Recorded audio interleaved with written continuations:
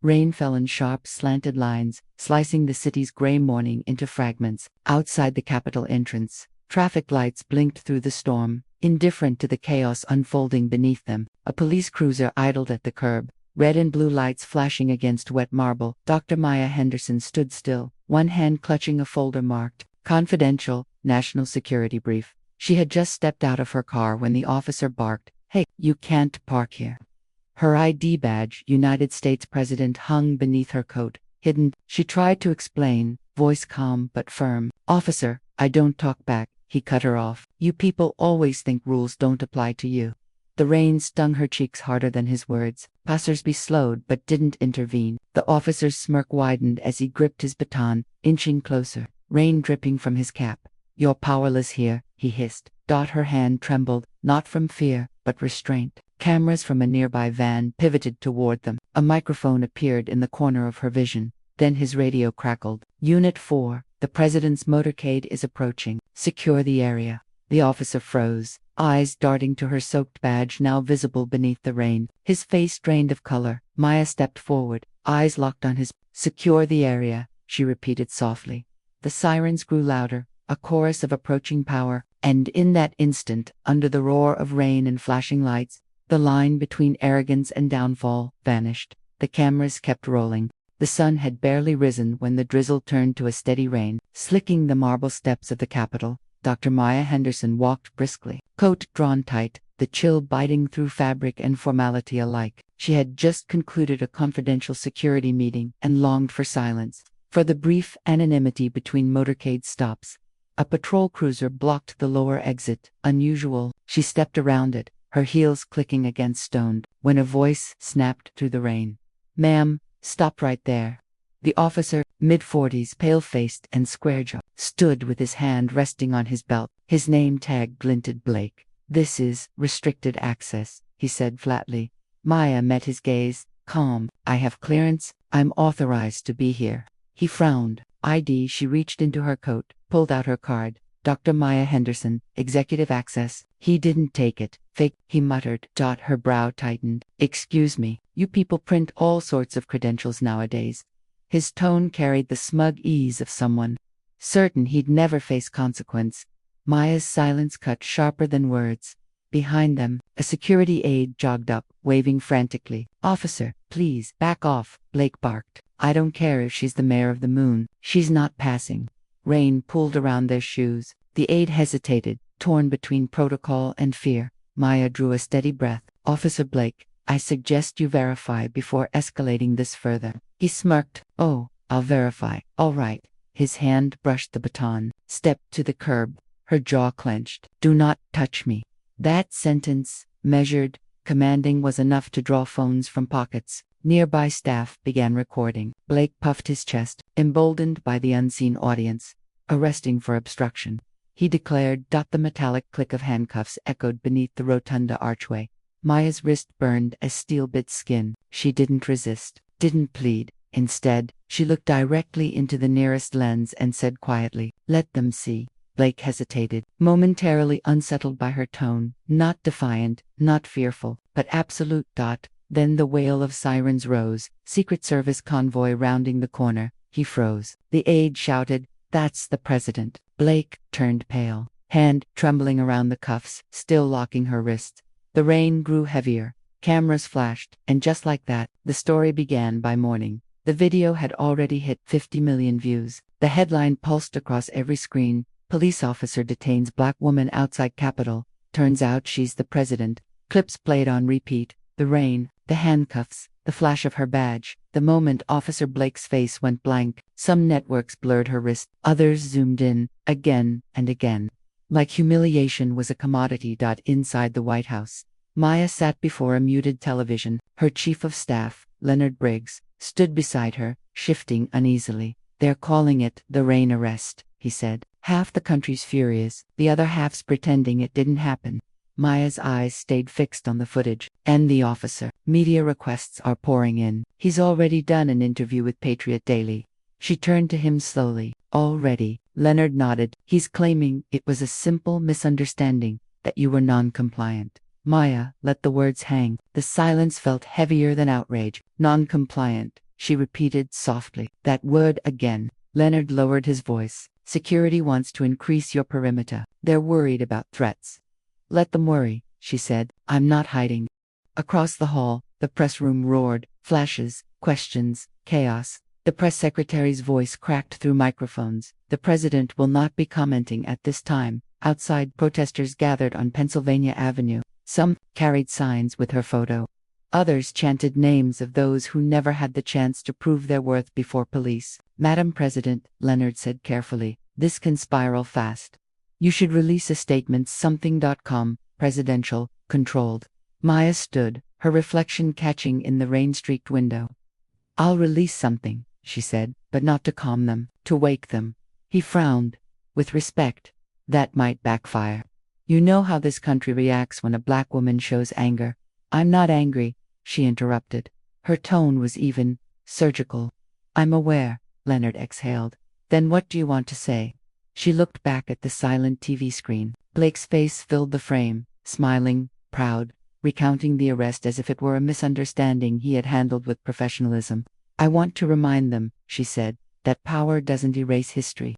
It exposes it. Leonard's phone buzzed. He glanced down, pale. It's worse. He turned the screen toward her. A tweet from Blake's interview. Rules are rules. I didn't know she was the president, and frankly, it didn't matter. She acted entitled. Maya read the line twice. The rain outside intensified, tapping like applause against the window pane. She spoke without looking up. Get me the footage, the raw version, not the clipped one. Already in queue, Leonard said, and schedule a meeting with the Attorney General. Quietly, he hesitated. Are we going after him? Her lips pressed thin. No, she said. We're going after the system that built him. At that same moment, in a small studio outside Arlington, Blake grinned beneath studio lights. Would you have done anything differently, Officer Blake? The anchor asked. He leaned forward, folding his hands. Not at all. I was doing my job. She was uncooperative. People can call it racism if they want, but I treat everyone the same. The anchor smiled. Even the president. Especially the president, he said. The audience chuckled back in the residence. Maya watched the replay, expression unreadable. Leonard hovered by the door. Madam President, the legal team says we should avoid any public confrontation. They're worried it'll inflame division. She clicked the remote, silencing the screen. Division already exists. We just keep pretending it doesn't. He didn't answer. The storm outside deepened, thunder rolling over Washington. Maya moved toward her desk, opened a drawer, and pulled out a small black notebook, worn, edges frayed. On the first page, she had written a single line years ago. Power means nothing if it cannot protect the powerless. Her fingers brushed over the ink, steady, deliberate. Leonard, she said, eyes still on the page. Draft me a speech, but don't make it safe. Make it true. He nodded slowly. When should I tell the press you'll deliver it? She closed the notebook. When the country's listening, not when it's comfortable. Thunder cracked above the city. Outside, protesters' chants swelled beneath the storm, echoing against the walls of power, and for the first time since the cuffs clicked shut, Maya smiled, not in triumph, but recognition. The reckoning had already begun. The White House felt colder that week. Hushed corridors, watchful eyes, every conversation clipped short the moment Maya entered a room. The storm outside had passed, but inside it was only beginning. The viral footage had fractured the nation. Protests surged in dozens of cities. News panels argued endlessly about protocol, respect, and optics. Some pundits said she'd overreacted. Others said she hadn't reacted enough. No one seemed to care about the truth, just whose version of it sold better. Maya sat in the Situation Room. Lights dimmed to gray. Screens flickered with security briefings, but she wasn't watching them. Her focus drifted to a muted television in the corner. Reruns of the arrest, slowed, captioned, analyzed frame by frame. Madam President, a voice said. It was Angela Moss, National Security Advisor. Your approval rating dropped 6 points overnight. The party wants to issue a statement separating your personal experience from your public duties. Separate. Maya's tone was calm, measured. So they want the president without the woman. Angela hesitated. It's optics, ma'am. They're afraid it'll polarize. It already did. Angela shifted uneasily. If I may, some advisors suggest laying low for a while. Avoid cameras, rebuild control before addressing the nation.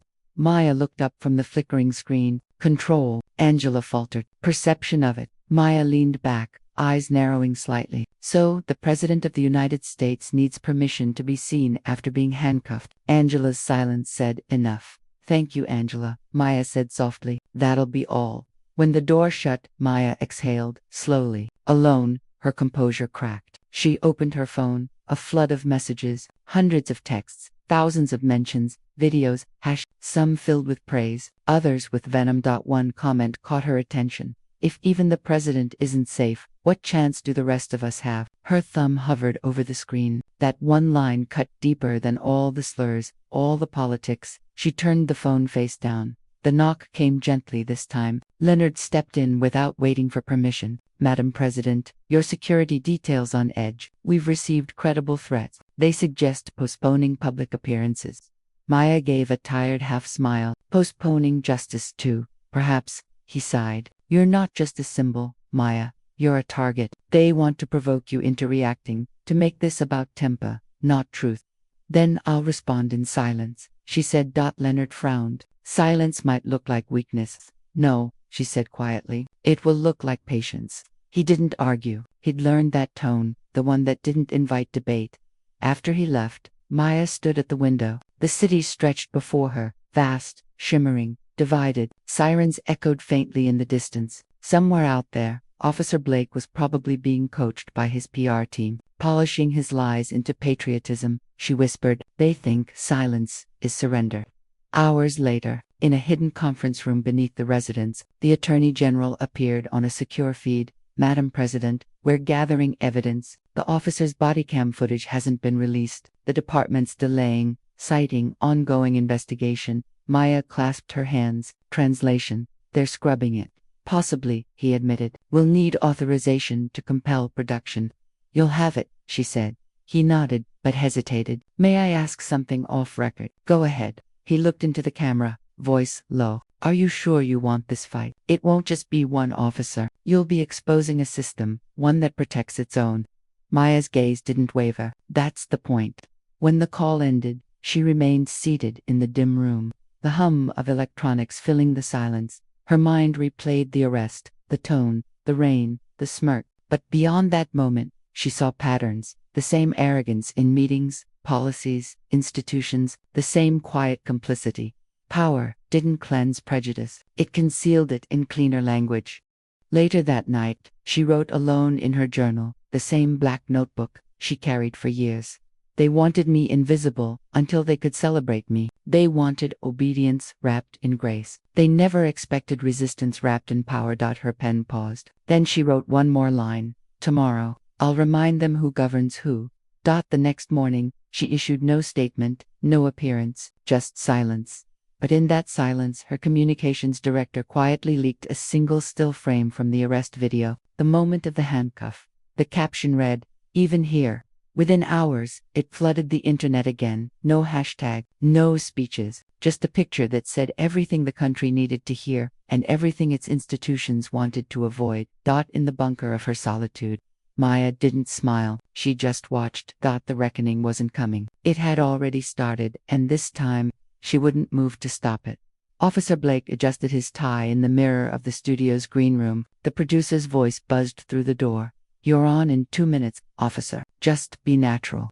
He smiled at his reflection. Natural was easy. Arrogance had always come naturally.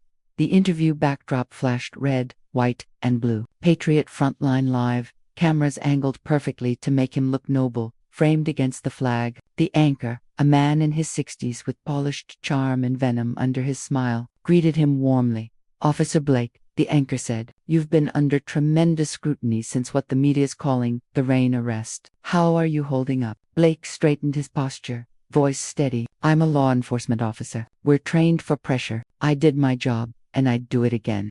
The anchor nodded approvingly. You've said in earlier statements that you didn't know who she was. That's correct, Blake said. She didn't identify herself properly. I treated her like I would anyone else. Equality under the law. That's what I stand for. Behind the cameras, the producer nodded to cue the applause track, and the backlash. Blake smirked faintly. That's politics. Some people want to play the race card. I don't see color. I see behavior. The words spread like wildfire. Within hours, right-wing pundits had plastered his quote across headlines. "I don't see color. Officer Blake speaks out." Talk shows debated whether cancel culture had gone too far. Protesters outside his precinct faced counter-protesters waving flags. A GoFundMe for Blake's legal defense collected hundreds of thousands overnight, though he hadn't been charged. In a conference room deep inside the West Wing, Leonard watched the interview on mute, face expressionless. Maya entered quietly behind him. "He's good," she said, almost to herself. Leonard turned. "Good at performance," she clarified. "That's not an officer talking. That's a brand. He's working every angle," Leonard said grimly. "Podcasts, interviews, political backers. They're painting him as a martyr for law and order." Maya folded her arms. "They've turned accountability into persecution." Leonard hesitated. "Do you want us to push back? We can release more footage." "Not yet," she said. "Let him rise higher. His own words will do more damage than ours." That night, Blake attended a private fundraising dinner. The audience, a mix of politicians, donors, and retired officers, greeted him like a celebrity. One man clapped him on the back. "You stood your ground, Blake. Don't let them silence you. That woman thinks she's above the law." Blake laughed, glass of bourbon in hand. "She might be president, but out there, she's just another citizen." Laughter rippled around the table. Cameras weren't allowed inside, but cell phones still recorded. One clip, grainy but clear, caught his smirk and that final line. By dawn, the video was viral, again. This time, it wasn't pundits dissecting his courage, it was ordinary citizens dissecting his contempt. A black veteran tweeted, "She's not another citizen. She's the symbol of every citizen you think you can disrespect." The tide began to turn. Maya sat in the Oval Office with her communications director. Elise Navarro-Lees tapped her tablet. Public sentiment's shifting. His arrogance is working against him now. People see it. The entitlement, the gloating. He's overexposed. "Good," Maya said. "Keep monitoring. I want to know every time he opens his mouth." Elise nodded, then hesitated. "You really think he'll hang himself?" Maya's gaze hardened. "Arrogance always does. It just needs the right audience." Later that week, Blake received an invitation to a televised debate, The Thin Blue Line versus the Office of the President. He accepted without hesitation. His PR manager warned him, "Careful, they might ambush you with facts, or worse, empathy." Blake smirked. "I can handle empathy." The debate aired live. He spoke confidently, smirking as he repeated his slogans about equality and discipline. But halfway through, the moderator played the leaked dinner clip, his words echoing through the studio. "She might be president, but out there, she's just another citizen." The audience fell silent. For the first time, his smile faltered. He stammered. That was taken out of context, but the damage was done. The internet froze the moment. The sneer, the stumble, the sudden shift from hero to hypocrite. Inside the White House, Maya watched in silence. Leonard whispered, "He's finished." "Not yet," Maya replied. "He's just exposed. Now comes accountability." Her eyes lingered on the paused screen. Blake's face frozen mid-denial, the weight of his own words catching up at last. The beginning of his fall had arrived, and he hadn't even realized it. The morning after the debate, the air in Washington felt different, quieter, charged, as if the whole city was holding its breath. The networks replayed Blake's collapse on a loop, analyzing every stutter, every shift in his jaw. But something new broke through the noise. At 6:47 a.m., a notification pinged across newsrooms. Exclusive, leaked body cam footage from the Rain arrest. The source, the Washington Sentinel, an independent investigative outlet. Within minutes, the video spread online. Unlike the original clips, this wasn't shot from bystanders' phones. It was from Blake's own camera. The audio was clear, the slurs subtle but unmistakable, his tone dripping with disdain. "You people always think rules don't apply to you. Don't talk unless I ask you to. Powerless without your cameras, huh?" The last line hit hardest. Across the nation, the reaction was immediate outrage, disbelief, exhaustion. Hashtags trended again. News anchors' voices cracked mid-sentence. In the Oval Office, Maya watched in silence as the video ended. No words, no relief, just the sound of her own breath. Leonard entered, phone pressed to his ear. "Madam President, it's everywhere. The Justice Department just confirmed the footage is authentic. The police union's in panic mode." Maya nodded slowly. "Who leaked it?" "They're not saying." "Anonymous source." But it's someone inside. Maya looked down at the desk, the same one signed by Lincoln, Roosevelt, Kennedy, men who carried the weight of divided centuries. She felt that weight now. Leonard lowered his phone. They're asking if you'll comment. She turned toward him, voice quiet but sharp. No, not yet. He hesitated. Why not? Because the truth doesn't need my endorsement, she said. It just needed to be seen. Across town, Officer Blake's phone exploded with messages. His lawyer, the union rep, reporters, his PR agent called, voice trembling. Blake, it's over. They've got the footage. He slammed a fist on the counter. They can't use that. That's department property.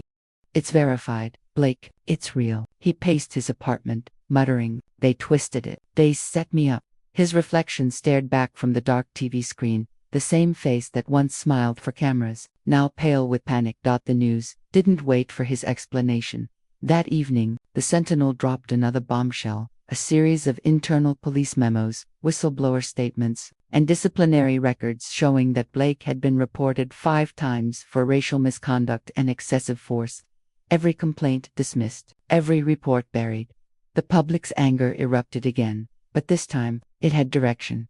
In an emergency press briefing, the police commissioner stammered through prepared notes, "We are launching a full internal review." Reporters shouted over him, "You knew. How many more Blakes are out there?" He couldn't answer. At the White House, Maya met privately with the Attorney General. He laid out documents on the table, timelines, evidence, legal paths. "Madam President, the DOJ can open a federal inquiry into systemic bias, but it'll be a war. Police unions, state governors, political allies, they'll all push back." "Do it," she said simply. He paused. "You understand what this will mean for your presidency?" "I do," Maya said, "and for my conscience." Later that night, she appeared before the camera. Not as a press event, not as a speech, just a single live broadcast, dim lighting, no teleprompter. Her tone was low, deliberate, surgical. When power abuses itself, justice cannot whisper. It must roar. This isn't about one officer. It's about a culture that shields the guilty and silences the wronged. No title, not even mine, protects against prejudice. That should terrify every one of us. She looked directly into the lens. To those who believe silence keeps them safe, it only keeps them complicit. The broadcast lasted barely 5 minutes, but it detonated across every channel. Inside Blake's apartment, the television flickered with her face. His hands shook. "She's weaponizing this," he muttered.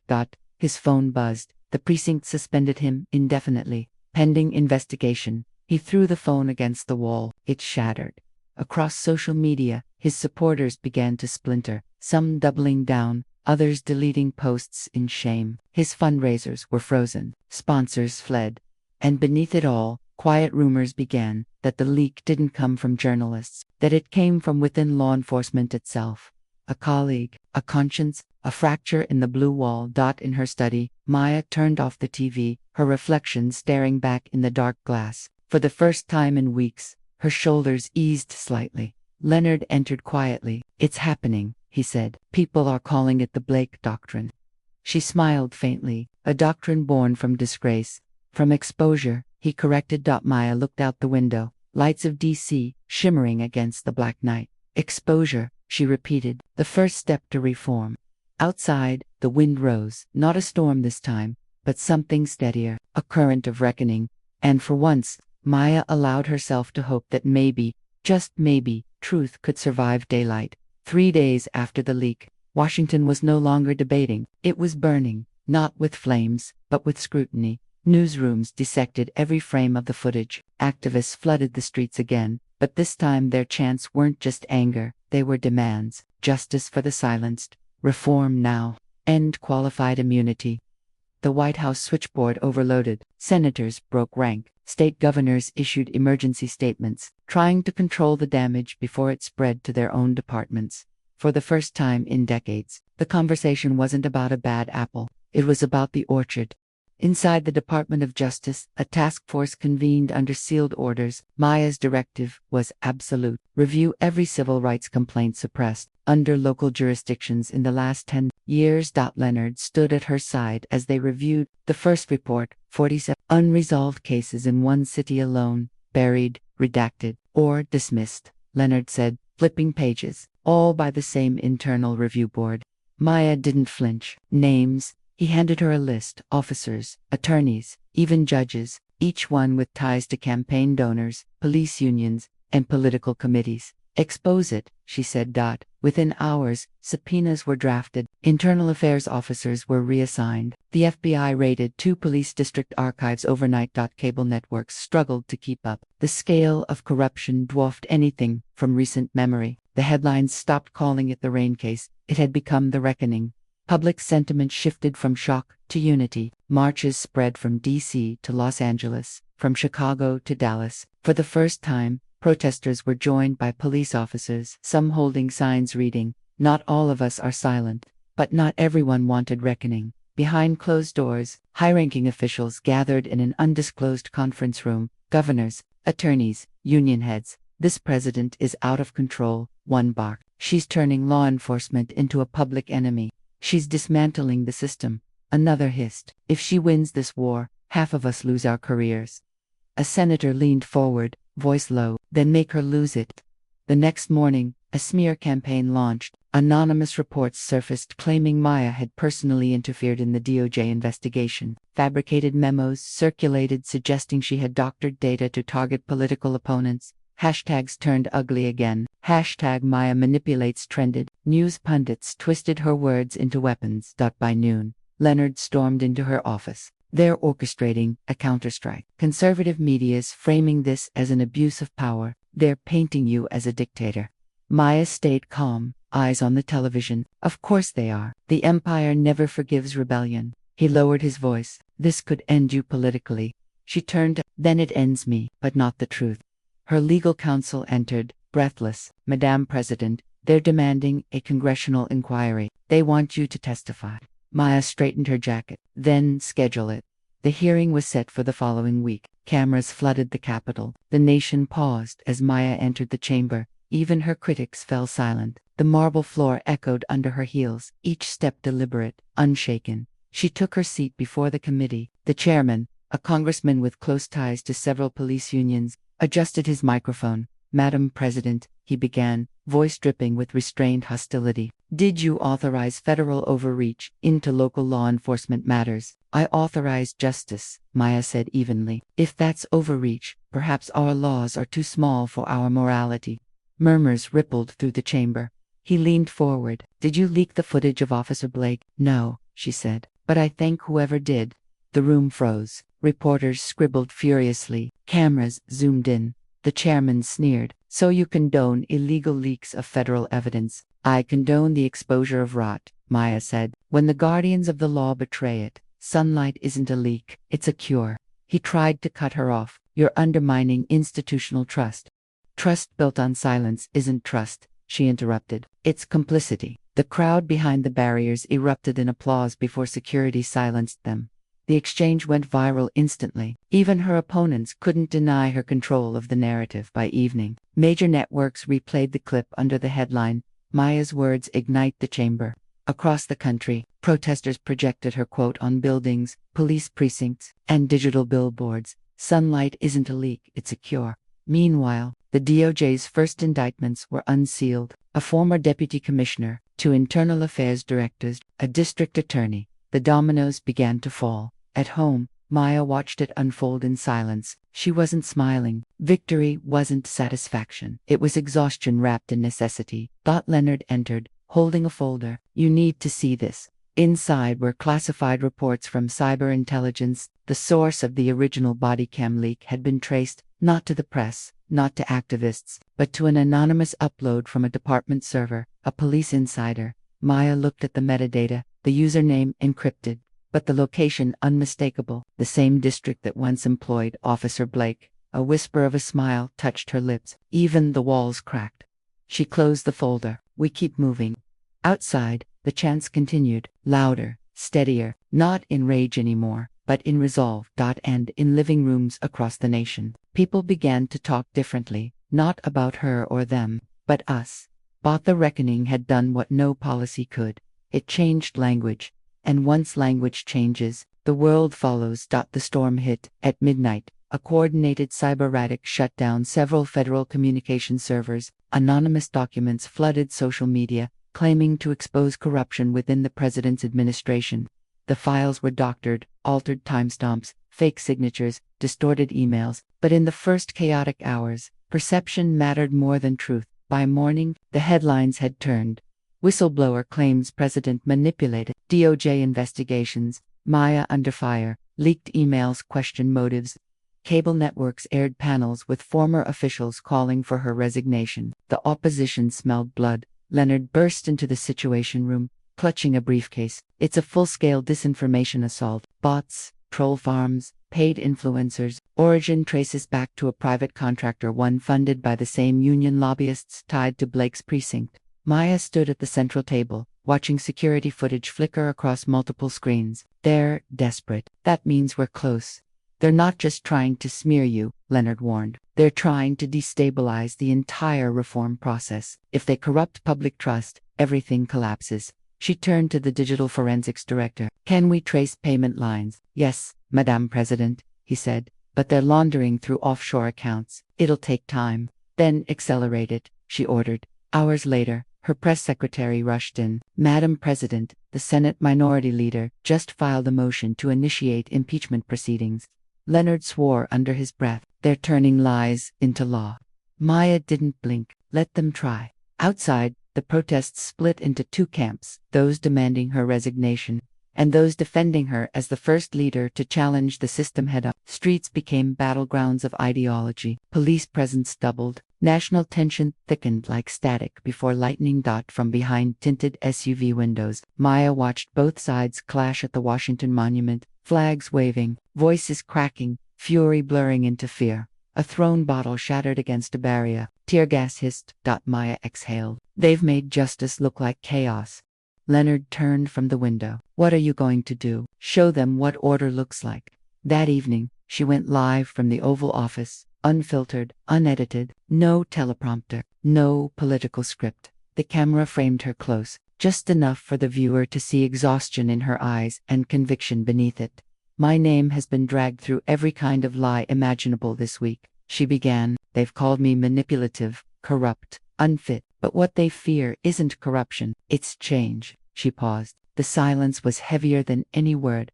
For generations, this nation has looked away when justice bent to uniformed power. I will not look away. If that costs me the presidency, so be it, but it will not cost us our conscience. Her words spread like wildfire across phones, televisions, and live. Supporters flooded comment sections. Journalists replayed the clip on loop. The opposition scrambled to respond. But something was shifting. For the first time since the smear began, public opinion tilted slightly. But enough. 2 nights later, Leonard received an encrypted call. We found the money trail, the voice said. The fake files, the cybernetic, it all connects back to a political consulting firm operating under contract from the National Law Enforcement Council. Leonard's stomach turned. The council's chairperson, Senator Raymond Hart, one of Maya's fiercest critics. He stormed into the Oval Office. We've got him. Maya looked up. Proof. Enough to bury him. She opened the folder. Wire transfers, communication logs, internal memos, a signature Hart's. Her jaw tightened. Expose it. Leonard hesitated. You sure? This will take the country to the brink. Hart's allies won't go quietly. Maya's gaze didn't waver. Neither did Rosa Parks. The exposé dropped at dawn. Major outlets published simultaneous reports, citing direct evidence that Senator Hart funded a disinformation network targeting the president to derail police reform. The public backlash was instantaneous. Hart called an emergency press conference, his face pale and defiant. This is a witch hunt, he snapped into microphones. Political sabotage halfway through his sentence. A reporter shouted, Senator, did you or did you not authorize payments to a foreign contractor linked to He froze. Cameras zoomed in, sweat glistened. Silence. Then the feed cut. Within hours, the Senate Ethics Committee launched an investigation. His allies scattered. Back in the Oval Office, Maya watched the coverage without expression. Leonard entered quietly. It's over. The smear collapsed. She nodded. No, it exposed itself. He exhaled, finally letting tension drain from his posture. You won. She shook her head. No one wins this. Not when the system eats its own people. Her phone buzzed. A message from an unknown number. Just 2 words. Still watching. Maya stared at it for a long moment, then locked the screen. The war wasn't over, it had only changed shape. Outside the window, dawn broke over Washington, soft and uncertain. Her reflection in the glass looked both older and stronger. The world was shifting, painfully, irreversibly, and she was still standing in the center of it. The first cracks appeared quietly. In precincts across the nation, officers whispered in hallways, hesitant to enforce old orders without question. Internal memos leaked, showing how previous complaints against misconduct were systematically buried. Police unions scrambled to contain the damage, issuing statements that rang hollow against the flood of evidence. At headquarters, Leonard reviewed the latest DOJ report with Maya. 40 officers in 3 states had been formally disciplined, 10 had resigned. Several investigations were now criminal. They're falling faster than we anticipated, Leonard said. Voice low. Maya didn't reply. Her eyes were on the screen, raw footage of officers being led out of stations in cuffs. The country was watching, learning, remembering. Public trust, Leonard asked. Maya shook her head. Not trust, accountability. There's a difference. Blake's world collapsed in parallel. His social media accounts were suspended. GoFundMe refunds were demanded. Sponsors withdrew support. Podcasts dropped him. Even his union distanced themselves, issuing statements about deep regret and internal review processes. He sat alone in his apartment, scrolling through the endless clips of his own arrogance. Each frame replayed the smirk, the smug voice, the dismissive words, public shaming, yes, but more than that, exposure. Every lie he had told, every claim of impartiality, now lay bare. The first phone call came from a lawyer, offering limited options, plea deals, mediated resignations, settlements. Blake slammed the receiver down. The silence of his apartment matched the silence of his future. At the White House, Maya convened a quiet meeting with her inner circle. The collapse isn't just Blake, she said. It's the system that enabled him. Every compromised officer, every corrupted policy, every shielded complaint, it's all unraveling. Elise Navarro, communications director, nodded. The public's still tense, but morale is high. People see that corruption meets consequence. Good, Maya said. Now we pivot. Reforms must be systemic, not symbolic. DOJ, federal oversight, training, start over from the foundation. Leonard glanced at her. Are you prepared for political blowback? They'll try to impeach or discredit you as this progresses. I've already weathered their storms, she said. The collapse of the old guard isn't my problem. It's the country's chance to reclaim justice. Meanwhile, Blake's allies scrambled. Emails, calls, and personal visits attempted to salvage his career. But the evidence, body cam memos, whistleblowers, was unstoppable. By the second week of the collapse, the first federal indictment arrived. Multiple counts of civil rights violations. Officer Blake faced not just suspension but criminal charges that carried years in prison. He sat in the courtroom, expression blank, as a judge outlined the charges. The same judge who had, years ago, received complaints against him and dismissed them. Now, the law had returned with teeth. Outside the courthouse, protesters cheered. Reporters captured the moment live. The country watched as the first domino fell. Inside the White House, Maya didn't celebrate. She didn't need to. Her phone vibrated. Dozens of messages from leaders, allies, and citizens. Gratitude, fear, hope, despair, the full spectrum. She read a single line from a young woman in Chicago. Because of you, we believe the system can change. Maya folded the phone, staring out at the city. The sun reflected off the monument's marble, bright and unforgiving. By midweek, the collapse widened. Police chiefs resigned. Governors called for investigations. National unions attempted to block inquiries, but were overwhelmed by public scrutiny and political pressure. The narrative shifted irrevocably. The officer who had humiliated the president was now the symbol of systemic decay. His gloating, arrogance, and lies had accelerated his own undoing. Blake watched his empire of influence crumble, fast, merciless, irreversible. Every supporter who had cheered him became a witness to his downfall. Maya remained focused. She drafted memos, instructed reform committees, and met quietly with key lawmakers. Each decision, precise. Each directive, aimed at rebuilding a system capable of resisting abuse of power. Her reflection in the Oval Office window stared back, steady, composed. The storm outside had passed, but the work was only beginning. The collapse wasn't the end, it was the prelude. And yet, amidst the legal victories and the public reckonings, Maya felt the cost. Hours of lost sleep, the weight of responsibility, the awareness that for every officer held accountable, countless others had acted in silence. She pressed her hands against the cool glass. The city below hummed with life, protests, and quiet vigilance. She whispered, almost to herself, "The system falls, but we must rise higher." For the first time since the arrest, she allowed herself a moment of clarity. The collapse had begun, and it was absolute a reckoning of truth, power, and conscience. The next steps would define the nation, not just the presidency. And Maya was ready. By the time the trial began, Officer Blake's name was a cautionary tale. His former supporters had disappeared from social media. Law enforcement unions scrambled to rewrite statements. The very institutions that once shielded him now watched in uneasy silence. The courtroom was packed. Cameras lined the walls. Citizens, activists, journalists, and officials pressed against the barriers. The air smelled of antiseptic and tension. Blake sat at the defendant's table, shoulders slumped, eyes darting nervously. Maya entered quietly, escorted by security. No media frenzy followed, no applause. She didn't need it. Her presence alone, calm, composed, unyielding, commanded attention. The prosecutor laid out the case with precise clarity. Body cam footage, whistleblower testimonies, internal memos, every piece painting a consistent picture of abuse, arrogance, and systemic corruption. Blake tried to speak. His defense attorney whispered, but the damage was irrevocable. The courtroom had already seen the truth. A juror whispered to a colleague, he really thought he was untouchable. The trial lasted 2 days. Evidence was overwhelming. Witness after witness described similar patterns of misconduct, buried complaints, and repeated dismissals of accountability. Blake's own words from interviews, the gloating, the denial, were played repeatedly. By the end, the judge leaned forward, voice measured but cold. "Officer Blake, the court finds you guilty on all counts. Sentencing will be scheduled immediately." Blake's shoulders slumped further. No smirk, no defiance, only silence. Outside crowds erupted, not in chaos, but in recognition. Justice, long delayed, had finally arrived. Inside the White House, Maya watched the announcement with Leonard and her legal team. She didn't celebrate. Justice was necessary, but it was not victory. It was a momentary correction in a system still flawed. Leonard exhaled. "It's over." She shook her head. "Only for him. The system still exists."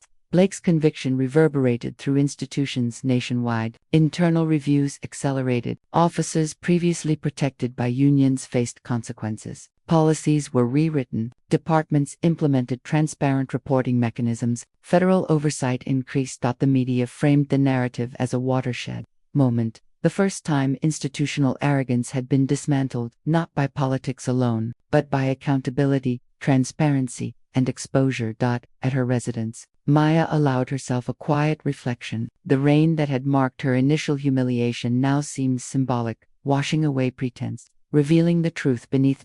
She opened her black notebook, worn at the edges. On the first page, she wrote, "Power means nothing if it cannot protect the powerless." She paused, fingers tracing the ink, then added another line, "Today, the powerless were seen." Outside, the city continued to hum. Protesters still gathered, but now chants carried hope rather than anger. News cycles began to highlight reforms instead of scandals. Communities engaged in dialogue. Police departments examined themselves critically, and national conversation shifted toward accountability rather than rhetoric. In a private moment, Leonard entered. "Madam President, people are calling it poetic justice." Blake's fall is almost symbolic arrogance undone by exposure. She considered the word carefully. Justice is poetic only when the system allows it. Otherwise, it's random. We've created the conditions for it to be systemic now. Leonard nodded. And the political blowback. She leaned back, voice steady. We survive it, because truth survives it. One officer's collapse doesn't save the system, but it starts the reckoning. That's all I can do. The evening news ran footage of Blake being led away, reporters narrating the trial, activists cheering, citizens watched from homes, offices, streets. His arrogance had crumbled, leaving only accountability. Maya looked out the window. Lights of the city reflected on the glass. The battle wasn't over. Systemic change was a continuous fight. But, for the first time in decades, the arc of power bent visibly toward consequence. Her phone buzzed. A single message, anonymous, brief. "You reminded us." She stared at it, understanding immediately. Not a threat, not praise, a recognition of influence. She closed her notebook. The pen felt heavy, significant. Maya whispered to herself, almost inaudibly. The powerless were seen. That is enough for today. Thunder rumbled in the distance. Not a storm of destruction this time, but a storm of clarity, justice, and accountability.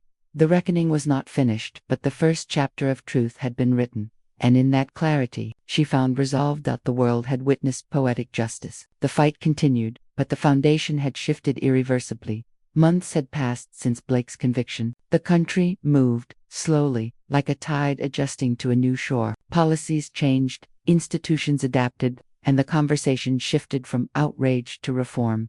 Maya sat in the Oval Office, reviewing the latest DOJ report on systemic law enforcement reforms, transparency measures, whistleblower protections, mandatory bias training, and independent review boards were now codified. They were not perfect, but they were a start, a structural framework that made future abuse harder, not impossible.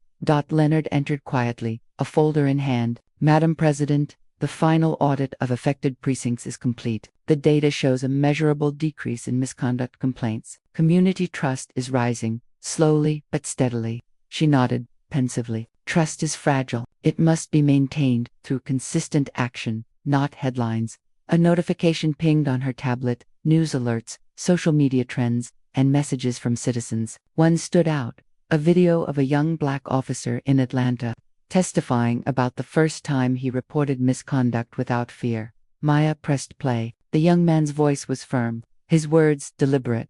I never thought I'd see the day when telling the truth didn't endanger my career. Today, that changed. Today, we are accountable. She leaned back, absorbing the weight of progress. It was small, incremental, but undeniable. Across the country, similar stories emerged. Departments implemented transparent body cam policies. Whistleblowers received protection. Civil rights lawsuits gained faster traction. Maya knew the work was far from over. Systemic change never ends, but the arc had shifted. She opened her black notebook, writing a final reflection. The powerless were seen. The arrogant were exposed. The system bends slowly, but it bends. Accountability is not symbolic. It is structural. Today, we built a foundation.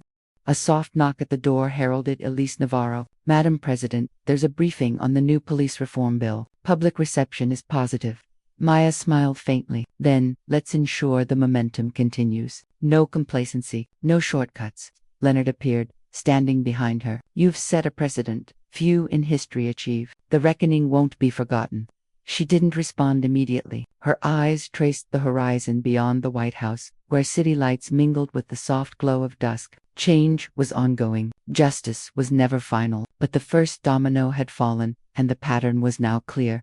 Abuse exposed. Accountability enforced. The arc bent toward consequence. She closed the notebook. The pen rested beside it, spent but resolute.